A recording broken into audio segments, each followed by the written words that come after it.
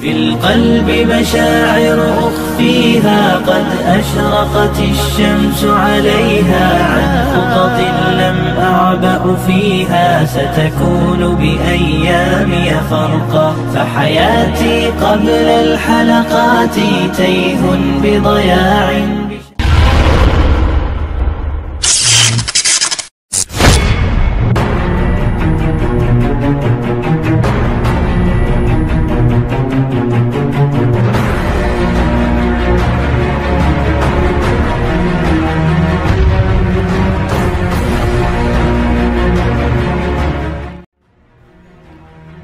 Assalamualaikum warahmatullahi wabarakatuh.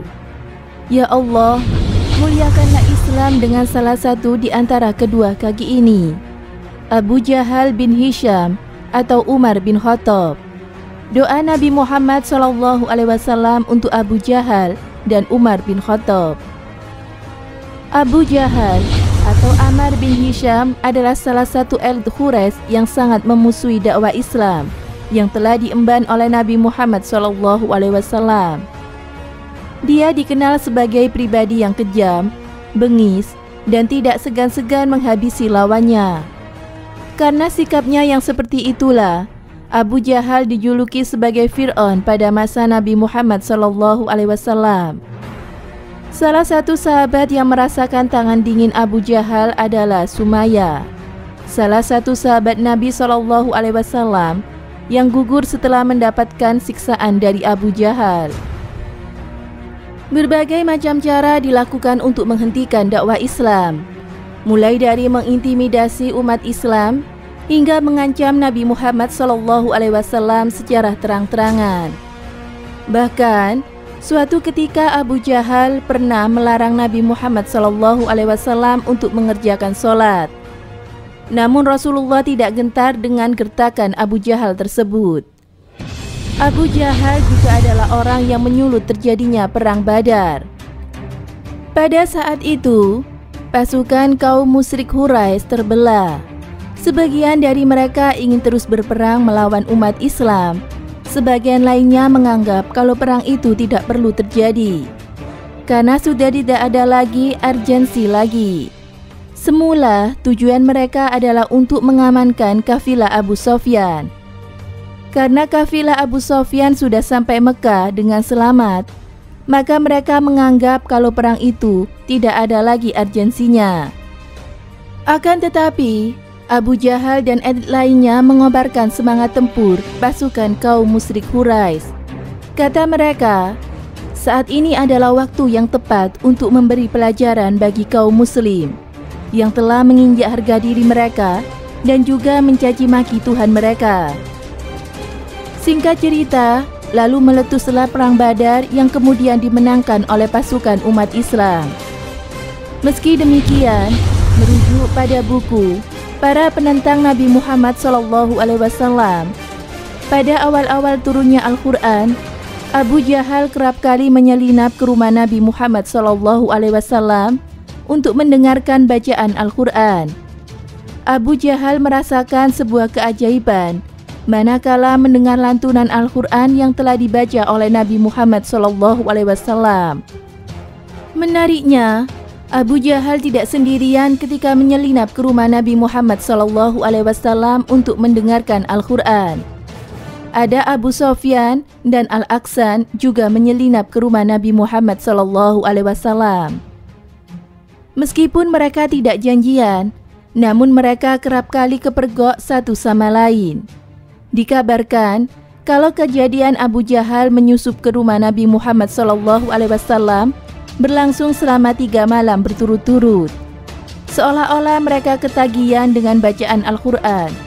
Meski demikian, hal itu tidak sampai membuat Abu Jahal masuk dalam Islam. Abu Jahal juga pernah memberikan kesaksiannya tentang kebenaran dan kejujuran Nabi Muhammad SAW. Sebagaimana keterangan dalam buku Rasulullah SAW Teladan untuk Semesta Alam. Al-Miswar bin Makromah pernah bertanya kepada pamannya Abu Jahal perihal sosok Nabi Muhammad SAW. Kata Abu Jahal, Nabi Muhammad SAW adalah seorang yang sangat jujur, tidak pernah berbohong, sehingga dia diberi julukan Al-Amin atau orang yang terpercaya. Lalu Al-Miswar bertanya lagi kepada Abu Jahal, mengapa tidak mengikuti Nabi Muhammad SAW? Wahai anak saudariku, kami dan Bani Hisam saling memperebutkan kehormatan. Mereka memberi makan, kami pun memberi makan. Mereka memberi minum, kami pun memberi minum. Mereka membayar orang untuk bekerja, kami pun juga, jawab Abu Jahal. Sehingga ketika kami duduk di atas kendaraan kami, atau karena kami bermusuhan, kami seperti 2 ekor kuda yang bertarung. Maka mereka bertanya, di antara kami ada seorang nabi. Maka kapankah kami mendapatkan hal tersebut? Lanjutnya, hal yang sama juga ditanyakan oleh Al-Aqsan bil Surai pada saat Perang Badar. Pada waktu itu, Al-Aqsan meminta Abu Jahal untuk berkomentar tentang Nabi Muhammad SAW dengan sejujur-jujurnya. Lagi-lagi Abu Jahal menjawab kalau Nabi Muhammad SAW adalah orang yang jujur dan tidak pernah berbohong satu kali pun. Akan tetapi, jika Bani Husay sudah memegang bendera, menjaga Ka'bah, dan memberi minuman orang haji, serta memiliki kenabian, maka apalagi yang tersisa untuk Quraisy yang lainnya, kata Abu Jahal. Sikap permusuhan dan pertentangan yang ditunjukkan oleh Abu Jahal bukan karena keyakinan kalau Nabi Muhammad SAW berdusta, dan hanya mengaku-ngaku saja sebagai Nabi dan Rasul. Akan tetapi, sikapnya itu lebih didasarkan pada fanatisme golongan, tidak rela kalau Bani Husay menguasai segalanya. Semoga bermanfaat. Wallahu a'lam bishawab.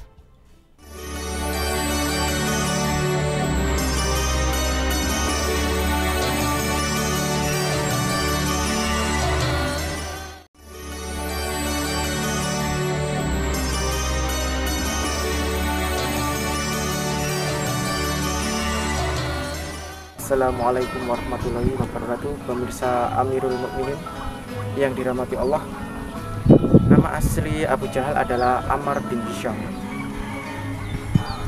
Gelar Abu Jahal ini didapatkan menurut riwayat dari pamannya sendiri. Ketika Nabi Muhammad SAW diutus menjadi Rasul, Abu Jahal ini tidak terima. Dia marah-marah, tidak jelas. Maka pamannya menjulukinya dengan Abu Jahal atau orang yang bodoh, atau bapaknya kebodohan. Abu Jahal tidak bisa membedakan mana yang benar dan mana yang salah. Meskipun begitu, ia mengakui sendiri bahwa Nabi Muhammad adalah seorang nabi. Tapi ketika ditanya oleh keponakannya sendiri mengapa tidak beriman kepada Nabi Muhammad, maka Abu Jahal menjawab, dia adalah benar-benar seorang nabi, tetapi sukunya dan suku Bani Maksum dari dahulu selalu berebut dan bersaing. Suku Nabi Muhammad, suku Bani Hashim memberi makan haji, Bani Maksum juga memberi makan haji. Oleh karena itu, setelah Nabi yang terakhir diutus dari Bani Hashim, maka Bani Maksum pun enggan mengakui kerasulan Muhammad, termasuk Abu Jahal. Semoga memberi manfaat. Wassalamualaikum warahmatullahi wabarakatuh.